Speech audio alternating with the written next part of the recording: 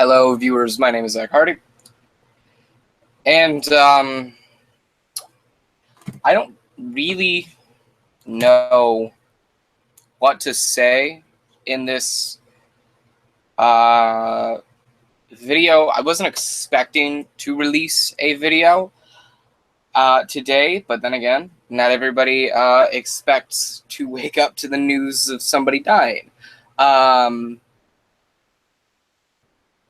Especially like me, someone who who notices a lot of people, a lot of celebrities, but not really ones that you would expect to die.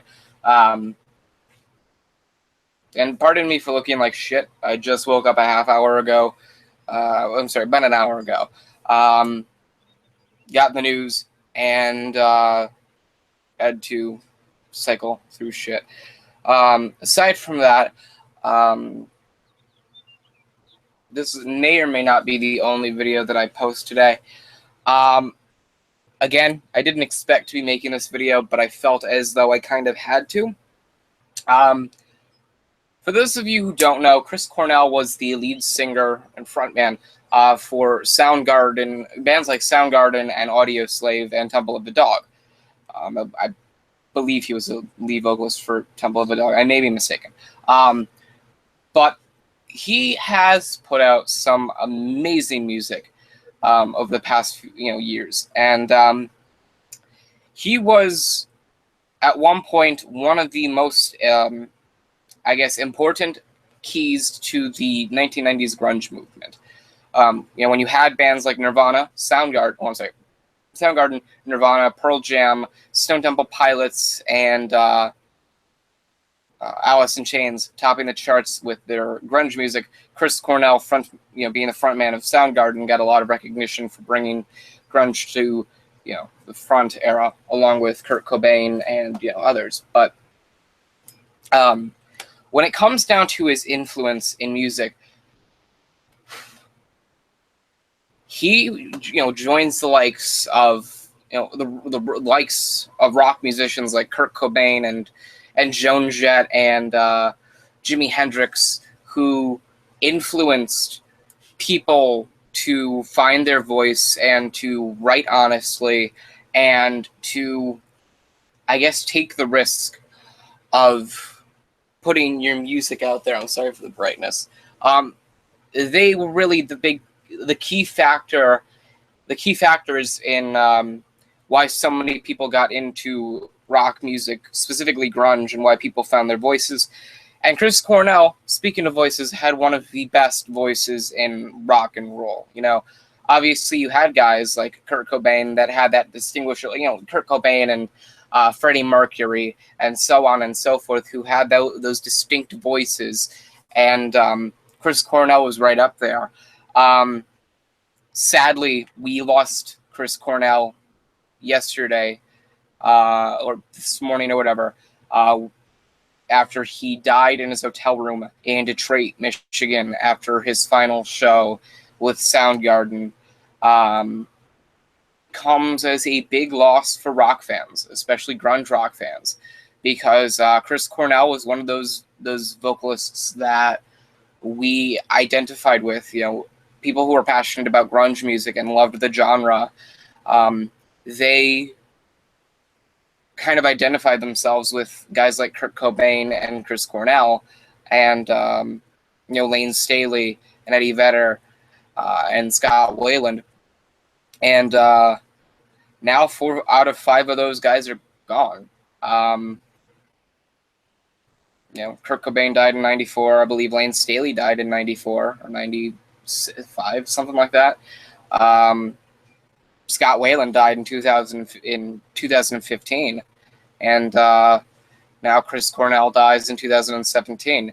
So I guess the big thing you can take away from that, besides, we hope that Chris Cornell, rests easy, is that Eddie Vedder, you better keep your ass, continuing to breathe, because we cannot afford to lose the last remainder of frontmen from the grunge era.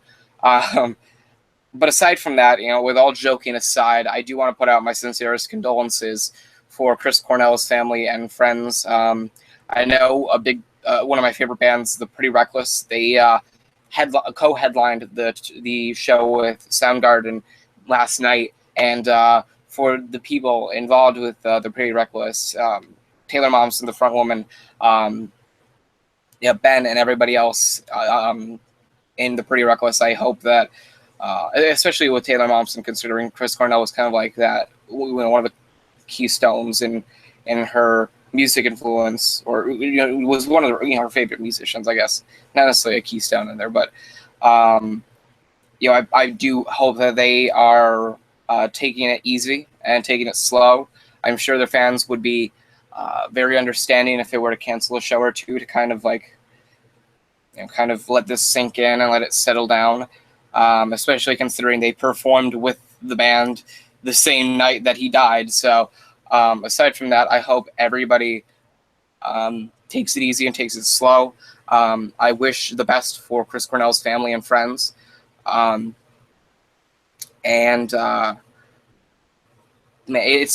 It's a real sad situation. I remember waking up this afternoon, and looking at my phone. I saw everything. Like, it was like the Fox News, guy who was dead, and I was like, oh, I don't know who he is. Scroll down, and then I was like, Chris Cornell, the vocalist of Soundgarden, and I was like, Dad, what? And my eyes went opened. I was a little crusty eyed. I was like, trying to wake up and everything, and my eyes just peered open. So,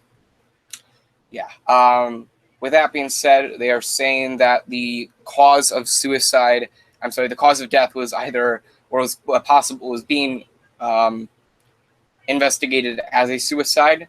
And apparently the last song that he sang on the last show that he had was something along the lines of, if I die, do not mourn, just bring my body back home, which does kind of seem a little ironic if it's not suicide. But even whether it's suicide or whether he died from a car accident or a drug overdose or old age or heart failure or liver failure or appendicitis, whatever it may be, there is no taking away the fact that he was an amazing frontman, and the words that he put from pen to paper have influenced a generation and have brought so many people, myself included, out of sadness and into a realm of happiness. And I hope that Chris Cornell rests easy in the afterlife that he's headed to, whether it be heaven or a new start or whatever it may be.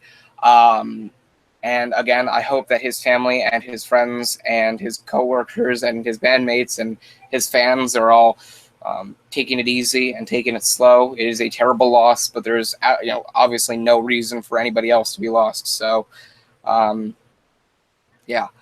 this is again a very sad piece of news developing, especially for grunge fans and other fans of Soundgarden or Audioslave or whatever.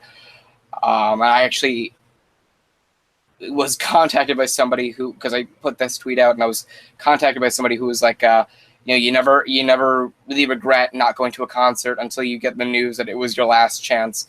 So that it's very sad of what happened, and I know I keep going on and continuing to talk about it, but there is really no other way to, I guess, cope with this sad idea and this sad reality than by kind of acknowledging it and trying to talk about it enough to the point where you get over it. So again, I wish Chris Cornell's family, friends, fans, and bandmates and everybody else that has ever worked with him, I wish them the best of wishes, and I give them my sincerest condolences. I hope Chris Cornell rests easy. If heaven has Wi-Fi or the afterlife has Wi-Fi, I hope you see this and know that I will be wishing you the best of luck in finding happiness in your next life. And with that being said, thank you guys for taking the time to watch. I hope you took the time to listen, and I thank you for taking the time to listen. With that being said, thank you for watching. I hope you enjoyed. Remember to like, comment, and subscribe for more. I'm Zach Hardy, signing off. Rest easy, Chris.